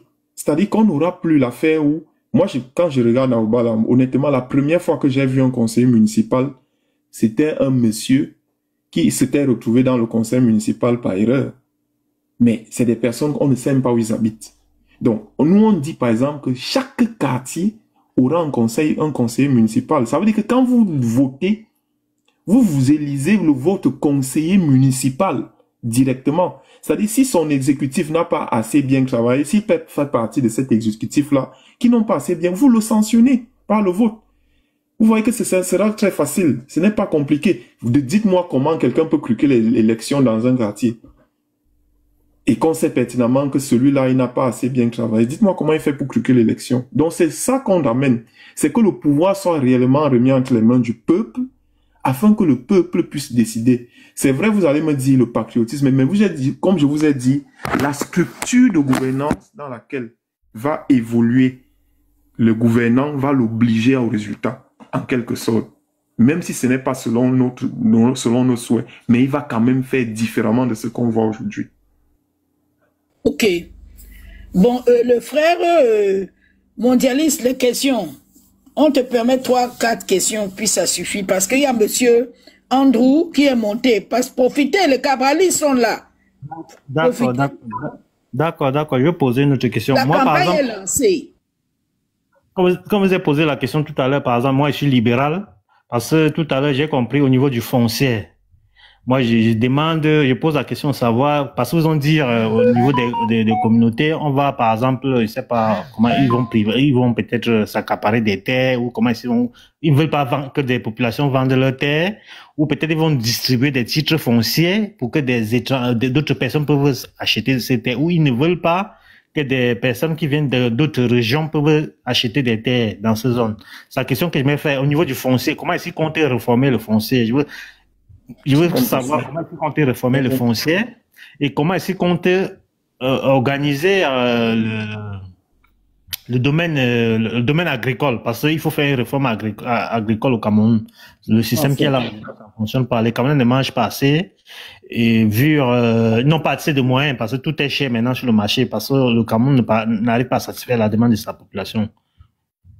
Ok, parfait. Bonne question, monsieur. Premièrement, vous avez été nourri par de fausses informations en ce qui concerne le foncier. Les réformes du foncier du président Cabral-Libby ne stipulent pas que on ne pourra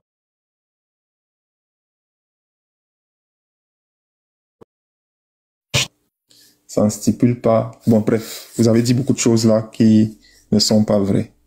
Par contre, je vais vous dire d'où vient l'idée de la réforme du foncier et vous allez comprendre l'importance. Je pense que premièrement, vous avez parlé de l'agriculture et je pense que c'est une bonne question parce que si nous avez suivi depuis que nous sommes montés sur le panel, Bantou et moi et de nos autres camarades, vous allez comprendre que on vous a parlé tout à l'heure de souveraineté alimentaire et dans le programme économique du président, la souveraineté alimentaire, c'est le premier pan. C'est-à-dire que l'industrialisation de l'agriculture, l'agro-industrie, c'est-à-dire produire localement. Donc, raison pour laquelle, pour produire localement, qu'est-ce qu'il faut? Il faut qu'on ait bien sûr les terres locales. Qu'est-ce qu'il faut? Il faut qu'on ait bien sûr les terres locales. Qu'est-ce qu'il faut? Il faut qu'on ait bien sûr les terres locales. L'agro-industrie. Produire localement. D'environ 6 millions d'hectares de terres arables qui ne sont pas exploitées. Par contre, est-ce que ces 6 millions d'hectares de terres arables peuvent être mis en production directement si le foncier n'est pas réformé? Si les gens n'ont pas la possibilité d'exploiter ces terres-là? Non. Raison, c'est à ce titre-là que intervient la réforme sur le foncier qui, elle, dit plutôt ceci. Écoutez très bien. Nous avons tous des villages. Nous avons tous, moi, dans mon village, mon grand-père, il est décédé. Il nous a légué des terres. C'est la même chose que vous. Je vais vous dire quelque chose. Pour qu'on ticre ces terrains-là, actuellement, qui nous appartiennent, parce que ancestralement, ça nous appartient. C'est reconnu. Toi, monsieur mondialiste, tu ne peux pas te lever là maintenant et aller t'accaparer de cette terre-là. Parce qu'au village, on sait que c'est on connaît les limites de nos terrains. Mais je vous ai dit que pour que nous ticrions ces terrains-là, pour partir du régime coutumier au régime foncier, on met beaucoup trop de procédures alors qu'on sait que ça nous appartient. Par exemple, on va nous demander de payer. Raison pour laquelle l'honorable dit, ces terres ancestrales-là, les gens vont obtenir des titres fonciers dessus automatiquement et gratuitement. autant pour moi, gratuitement. Donc, ce sont ces terres ancestrales-là. Mais maintenant, lorsque nous avons, par exemple, je vais peut-être parler de mon village, nous avons nos terres ancestrales, nos terres que nous avons ticrées. Est-ce que ça nous empêche de les vendre? Non. On en fait ce qu'on veut. Mais sauf que il faudrait rétablir quelque chose qui n'a pas été bien fait. C'est que les gens, pour entrer en possession du titre foncier, étaient confrontés à beaucoup trop de procédures. Et je vais te dire qu'est-ce qui s'est créé au milieu. Il y a eu des intermédiaires. Les intermédiaires, qu'est-ce qu'ils font? Ils ont trouvé une opportunité en cela. L'opportunité est de venir, par exemple, quelqu'un dit 10 hectares, il n'est pas capable de ticrer les 10 hectares afin de les vendre. Tu peux être quand même honnête que les gens, quand ils ticrent légèrement le terrain, c'est pour le vendre. Souvent, ils ticrent souvent pour le vendre. Maintenant, il n'étant pas capable de ticrer parce que ça coûte beaucoup trop cher, quelqu'un vient, lui dit, je vais ticrer le terrain, moi je vais financer le ticre foncier, mais toi tu vas me donner peut-être 30, 20 ou 10, 15, bref, selon les ententes, 10% de tes terres. Et le monsieur n'ayant pas l'argent, ou la famille, ou la communauté n'ayant pas d'argent, ils vont accepter le deal. Parce que derrière, ils veulent vendre un peu plus cher. Donc, ce qu'on vient supprimer en réalité, ce sont les intermédiaires, les démarcheurs pour le titre foncier. Maintenant, est-ce que ça va empêcher que les gens achètent le terrain? Non, ça n'a rien à voir. Les gens pourront aliéner leurs terres comme ils veulent. Les transactions foncières vont continuer comme elles veulent, les gens vont acheter comme ils veulent, mais au moins, les gens qui ont le titre foncier, qui ont les terres ancestralement reconnues comme toi et moi, je suppose, vont au moins avoir le titre foncier. Tu vois la différence? Ça évite l'accaparement des terres inutilement. Comment quelqu'un peut venir de nulle part parce qu'il te fait obtenir un papier, il obtient 10% de 10 hectares. Il obtient 1 hectare de ton terrain juste parce qu'il te fait obtenir un papier. Mais c'est parce que l'État qui laisse faire ça a manqué à quelque chose. L'État n'a pas assez protégé. C'est pour ça que je vous dis, le programme de l'honorable Cabral Libby, il suit toujours cette vision. La vision, c'est laquelle? C'est le Cameroun qui protège et qui libère les énergies. Le Cameroun qui protège les énergies, c'est ce Cameroun-là qui permet aux personnes qui ont des terres ancestralement reconnues d'avoir accès au titre foncier gratuitement, sans intermédiaire, tu vois, et qui libère les énergies, qui va libérer, permettre justement aux gens ayant déjà accès à ce titre foncier-là de mettre en production leurs terres, que ce soit par eux-mêmes ou par des personnes tierces qui viendront les acheter, de mettre en production ces terres-là pour pouvoir développer l'agriculture, parce que nous allons créer une banque agricole qui sera financée à hauteur de 100 milliards sur une échéance sur 5 ans. Donc ça va faire en termes, ça va faire 500 milliards. Est-ce que j'ai... Cette réforme agraire, c'est simplement comment par référendum ou à l'Assemblée, ça se passera comment? Les réformes agraires? Oui. Non, les réformes agraires, c'est pas, on n'a pas besoin du référendum pour ça. Les réformes agraires, c'est, le président Cabral, si vous avez suivi à Canal 2, il vous a expliqué comment il fait des, à partir de l'existant, comment il réussit à faire des économies sur 5 ans, la première année de 500 milliards, qui permettront de financer directement la banque agricole. La banque agricole. Vous savez que beaucoup, si vous connaissez un peu des gens qui cultivent le cacao, qui produisent le cacao, vous allez vous rendre compte qu'il y a des gens qui n'arrivent pas à produire, à entretenir leur plantation parce qu'ils n'ont pas assez de moyens. Et il y a donc un business qui s'est créé, des personnes qui ont trouvé en cela une opportunité de leur donner de l'argent. C'est même ils arrachent parce qu'ils font de l'usure. Ils te prêtent 100 000 pour récupérer 175 000. Ils te prêtent 500 000 pour récupérer 800 000. Non, j'ai l'impression qu'on ne se comprend pas. Désolé, je vais un peu m'expliquer. Donc, pour que vous avez par exemple expliqué que ceux qui ont par exemple des terres ancestrales auront automatiquement le droit de pouvoir les titrer de ces terrains-là. Mais ça veut dire que il y aura donc des lois Oui. appliquées à cela. Maintenant, Oui, je demande, ma question c'est, ces lois-là sont générées par quoi, par quel système? Non, aujourd'hui, les lois sont générées par quel système? Il y a une assemblée nationale. On a 3 pouvoirs. Voilà, donc ça veut dire que ce qui soit là n'est donc pas automatique. Ça veut dire que s'il n'a pas la majorité à l'Assemblée, ce sera compliqué. On est d'accord?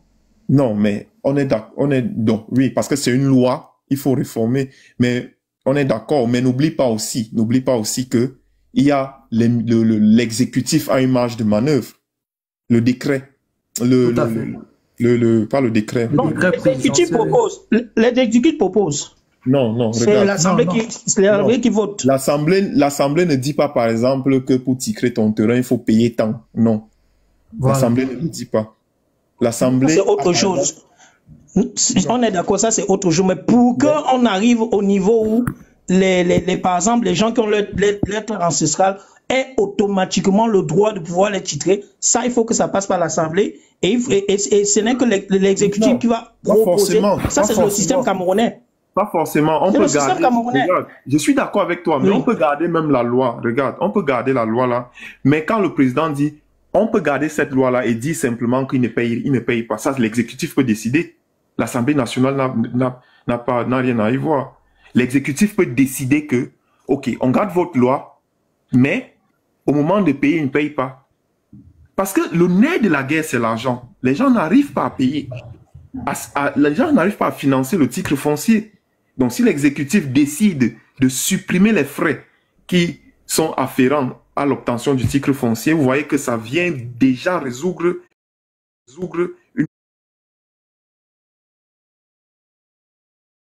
une part du... Après, Andrew, il faut comprendre qu'en fait, l'idée derrière, c'est que l'État doit rétrocéder les terres aux communautés. Parce qu'en réalité, les terres n'appartiennent pas à l'État. L'État qui prend les terres, ça c'est le système colonial. C'est comme ça que les colons sont venus, ils nous ont expropriés.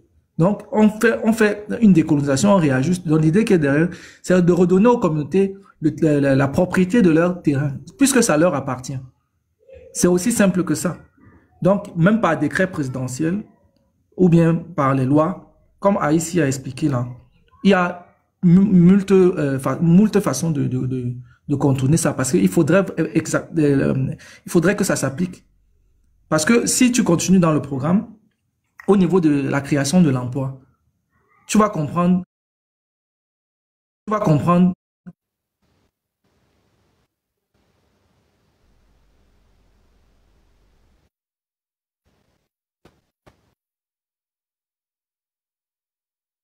Bon, ça c'est oui, ça va un peu en dehors de ce qu'on a entendu. Monsieur, on doit aller ici. Je sais que l'honorable Kabab Libi a son livre intitulé Le fédéralisme communautaire. Mais vous savez, c'est pas tout le monde qui a ce manuel-là ou bien qui l'a acheté. Donc, est-ce que, par exemple, le PCN a dans son site, dans le site web, déjà, est-ce que le PCN a un site web officiel? Est-ce que dans ce site web-là, on retrouve toutes les informations que vous êtes en train de présenter ici? Est-ce qu'on peut aller vérifier nous-mêmes ce que vous dites aujourd'hui là? On part dans le site, on retrouve le programme détaillé et toutes les stratégies de ce programme. Tout à fait. Regarde les commentaires. Tout à fait. Regarde les commentaires. Par contre, je vais bien te situer. L'honorable projet de société. Il a un projet de société. L'honorable a écrit 2 livres pendant les 7 ans, depuis 2018. Le premier livre s'était paru en 2021. Ça, c'est pour présenter. Il présentait le mode de gouvernance, le fédéralisme communautaire. L'idéologie, ce que nous appelons l'idéologie de gouvernance, c'est le fédéralisme communautaire. C'est-à-dire qu'il expliquait déjà comment l'État doit s'organiser, comment l'État doit se structurer et comment la répartition financière doit s'opérer pour que les choses puissent aller du mieux. Maintenant, après ça, après avoir présenté l'idéologie, parce que je vais vous dire quelque chose, l'Afrique manque souvent des personnes qui théorisent leur société, qui essayent de penser leur société de cette manière-là. On manque souvent de ça. Je suis d'accord. Les politiciens manquent souvent à cette tâche-là. Ils ne veulent pas faire ce travail-là. Je ne sais pas si c'est par paresse ou pas.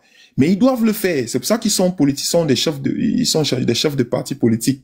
Nous avons quand même l'avantage qu'on a quelqu'un qui a choisi de faire ce travail-là. C'est pas, moi je dis toujours que c'est bénévole parce que quelque part personne, il n'est pas payé pour ça, mais il a choisi de le faire et il le fait très bien. Donc il a d'abord présenté le mode de gouvernance qui change structurellement, fonctionnellement l'État.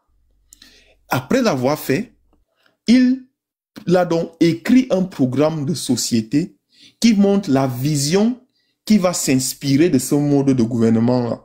De gouvernance-là, qui s'inspire de ce mode de gouvernance-là. C'est le deuxième livre qui est paru en 2024. C'est le manifeste, ce que j'ai vu, le manifeste pour la rupture et le progrès. Donc, il a écrit 2 livres. Par contre, pour l'élection présidentielle de 2025, puisque c'est ça qui vous intéresse là maintenant, parce que vous voulez savoir à quelle sauce vous serez mangé pour les 7 prochaines années, l'honorable Cabral Libby vous propose un programme politique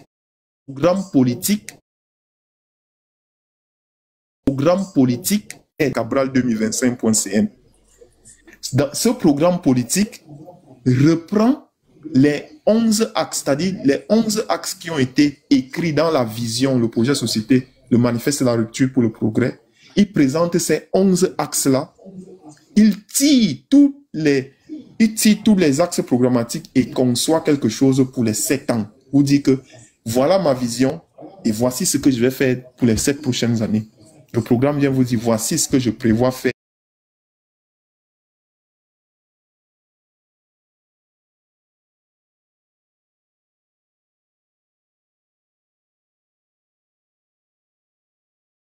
Une coalition qui respecte les aspirations du peuple du changement.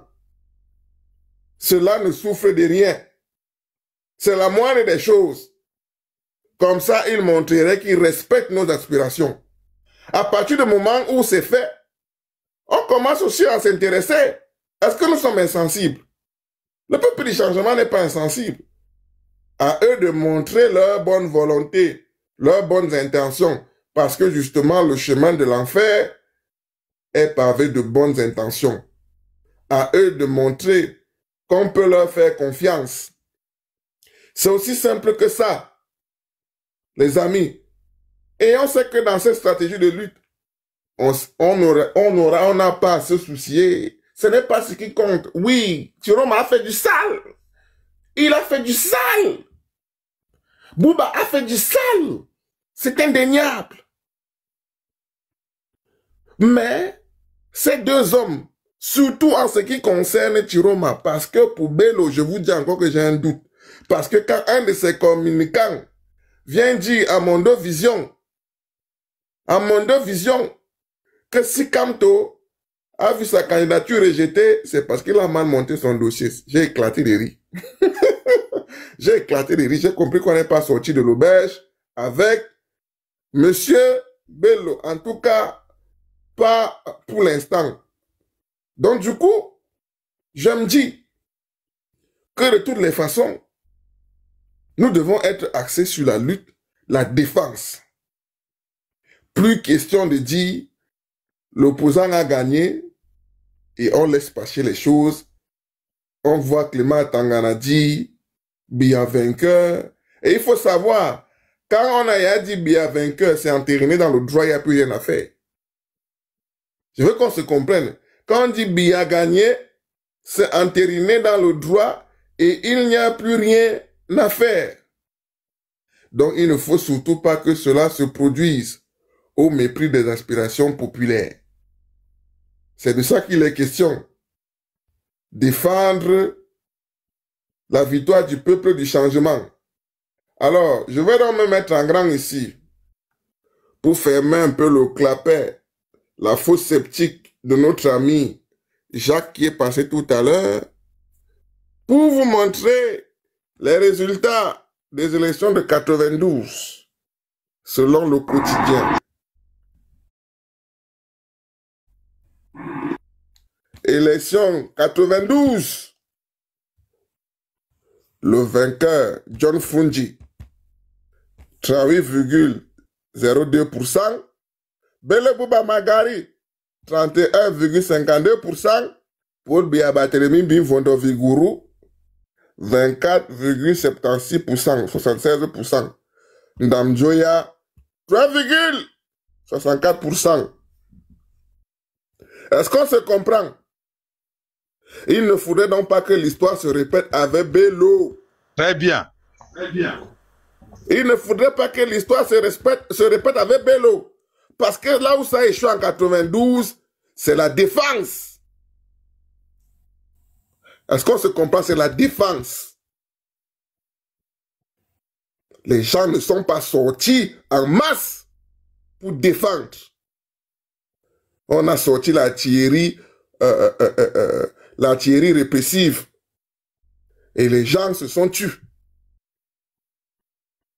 Or, ça ne veut pas pour autant dire que le peuple camerounais est un peuple poltron. Non. Pour ne raccourcir que le facteur temporel des luttes, je vous épargne ici les révolutions menées par nos chefs traditionnels, par les upécistes dans les années 50, contre le pression colonial et néocolonial. Je prends simplement les années d'avènement, en tout cas en apparence sur papier, des libertés publiques, c'est-à-dire les années 90. On nous dit souvent que c'est Paul Biya qui a amené les libertés publiques au Cameroun, la démocratie. Je dis que c'est faux. C'est la pression politique internationale de l'époque qui a imposé à Biya une telle posture, notamment à travers le discours de la bolle de François Mitterrand, qui vis-à-vis des États africains demande solennellement à ces derniers d'implémenter des systèmes démocratiques des libertés publiques. C'est dans ce contexte donc, avec les contestations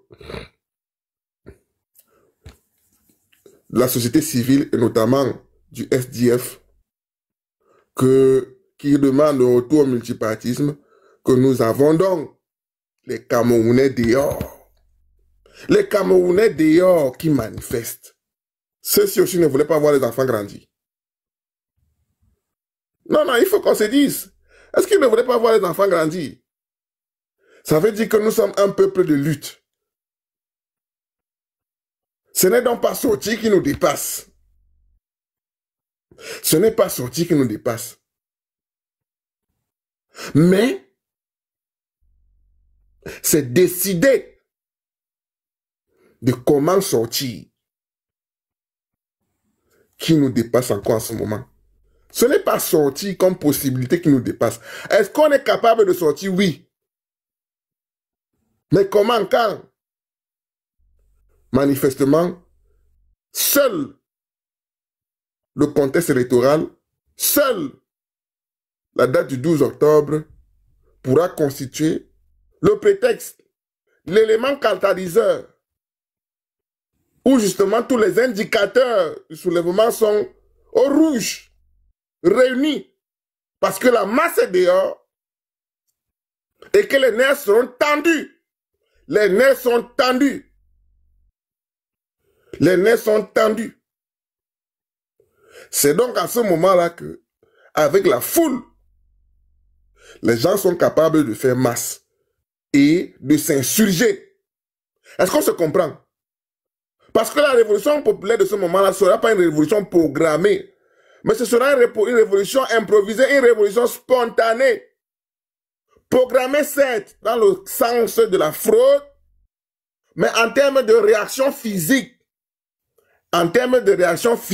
ce sera improvisé. Parce que chacun va prendre le matériel qu'il trouve à côté, chacun va prendre toute l'énergie qu'il a pour se défendre de manière improvisée. Est-ce qu'on se comprend? Ça va aller dans tous les sens. Les Camerounais vont se défendre du mieux qu'ils peuvent face à la barbarie et la répression policière. Parce que les magouilles, il y en aura. C'est sûr et certain. L'intimidation par la police, le BI, la gendarmerie, il y en aura. Les arrestations arbitraires, il y en aura. C'est pour ça que moi, je le dis en toute humilité. Mes frères du Nord, nous, populations du Grand Sud, qui étaient censés défendre la candidature de Kamto, nous avons échoué. Nous avons échoué. Nous n'avons pas été capables de défendre sa candidature lors du premier rejet au conseil électoral de l'ECAM et lors du rejet au niveau du conseil constitutionnel. Nous savions que c'était ça qui allait arriver. C'était prévisible. On avait tout le temps pour préparer. On dénonçait, mais on pensait le peuple du changement prêt. Manifestement, il a suivi notre posture. Et à ce moment-là, je reste toujours pragmatique. Je dis, mes frères, mes populations communautaires du Grand Nord sont aussi des Camerounais. Mais dans un contexte de géo-ethnie électorale, nous devons tous nous retrouver au niveau du carrefour de la révolution populaire. Il n'est pas sérieux, il n'est pas raisonnable, il n'est pas consciencieux d'admettre que cette élection, qui est une mascarade électorale, est une élection crédible, libre et transparente. Non. C'est là où je dis à mes frères du FSNC et de l'UNDP, cessez d'entourlouper les gens. Le discours doit être axé sur la défense. Vous ne devez laisser aucun indice qui vise à légitimer la mascarade électorale. Oui, allez voter. Oui, tenez vos cartes d'électeurs. Mais insistez surtout sur le fait que il y a un système qui a déjà tout verrouillé et qui a configuré la victoire de M. Biya pour se maintenir par la fraude et la répression. Il ne s'agit pas de venir dire que c'est un opposant qui a gagné et ça s'arrête là. Le 12, c'est soit on gagne, c'est soit on gagne. Est-ce que vous comprenez? Il n'y a pas d'autre hypothèse. Soit on gagne, soit on gagne. C'est le peuple du changement. Parce que vous risquez de faire de ce pays un véritable pandémonium à ciel ouvert avec des factions ambazoniennes. Je dis bien avec des factions ambazoniennes communautarisées. Parce que un vol électoral de plus peut constituer une détonation, une déflagration sociale, politico-administrative qui radicalise certaines populations communautaires. Est-ce qu'on se comprend? Il faut qu'on se comprenne très bien. Ça va radicaliser parce que les nerfs des Camerounais sont à bout. Seule la souffrance quotidienne des Camerounais constitue le seul objecteur de conscience qui doit catalyser, alimenter le cœur de la révolte. Monsieur le prédicateur politique, soyez le bienvenu. Cela fait un moment que nous n'avons plus l'agréable plaisir d'entretenir notre peuple du changement de manière commune sur un panel, le vôtre notamment, votre chapelle, votre synagogue. Ce sera donc avec un plaisir renouvelé que je serai des vôtres prochainement. Donc je continue les amis. J'ai dit donc que 92, première élection multipartite, ou alors retour en fait au multipartisme, c'est plus exact de le dire ainsi. Retour au multipartisme, mais première élection sous le retour du multipartisme. Frundji gagne. Bello Bouba, deuxième devant Paul Biya. Il est donc important de noter que Frundji n'a pas dirigé le pays parce qu'on n'a pas défendu le vote. Les Camerounais ne se sont pas levés de manière unie, déterminée pour défendre la victoire du peuple du changement. Frundji, candidat de large consensus de l'époque. Bello Bouba, machine de guerre à l'époque en termes de géo-ethnie électorale déjà. À cette époque, Issa Chiroma était à l'UNDP. Et il faut le dire, le système Biya, après avoir conclu l'accord de plateforme de 97, il faut le dire, le système Biya n'a plus affronté le Grand Nord, l'opposition du Grand Nord, le peuple du changement du Grand Nord, depuis plus de 20 ans. Et les choses ont changé. La mentalité a changé. Les stratégies de révolte ont évolué, se sont sophistiquées. Donc le système, il a beau jacasser, s'agiter, de par son outrecuidance, de par son comportement mirifique, perfide, de par sa fourberie bestiale, animalière. Il verra un peuple du Grand Nord debout sous un autre visage. Un visage conquérant. Un visage conquérant. Parce qu'il n'a pu affronter ce peuple du Grand Nord, ces populations du Grand Nord, depuis 97. C'est important de le dire. Les choses ont changé. Donc ça revient donc à faire comprendre que dans le cadre de la géoethnie électorale, les communautés du Grand Nord détiennent la clé de voûte de la révolution électorale. Seulement, il faudrait que les leaders ou le leader de la coalition du Grand Nord, le leader de la géoethnie électorale, je préfère parler ainsi, il faut dire les choses ainsi. Je l'ai dit tout à l'heure, nous ne sommes pas dans une politique avec de l'éthique, de la morale ou des principes démocratiques sains.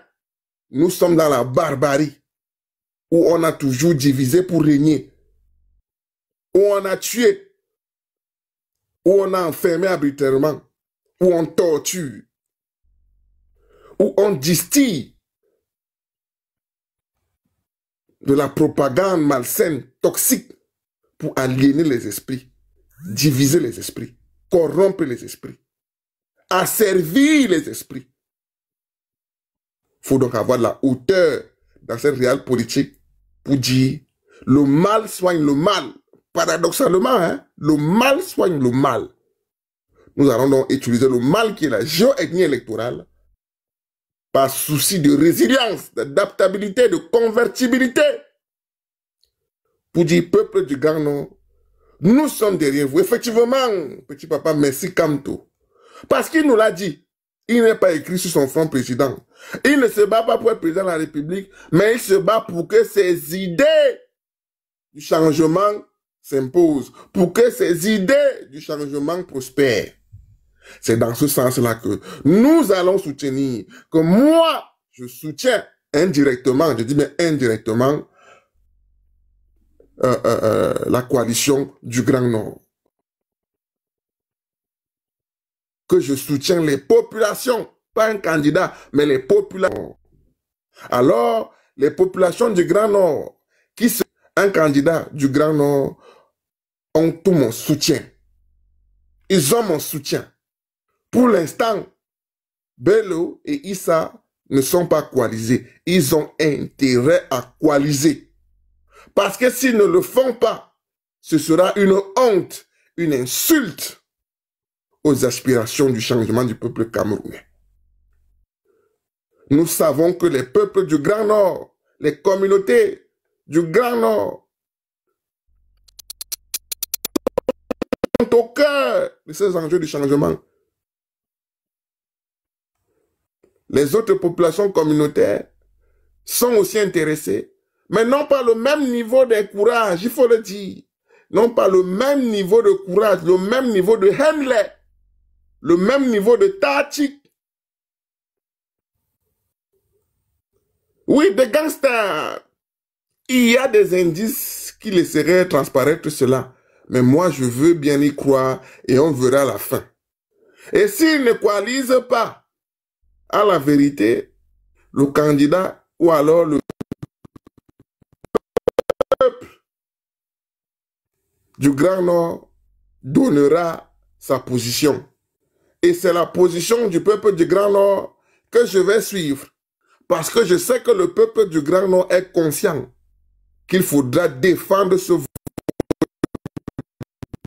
dans la rue. Vote dans la rue. Ils nous ont déjà montré qu'ils sont prêts sur certains cas. Ils ont chassé Salmana comme une souris. Ils ont chassé Delwa comme une souris. souris.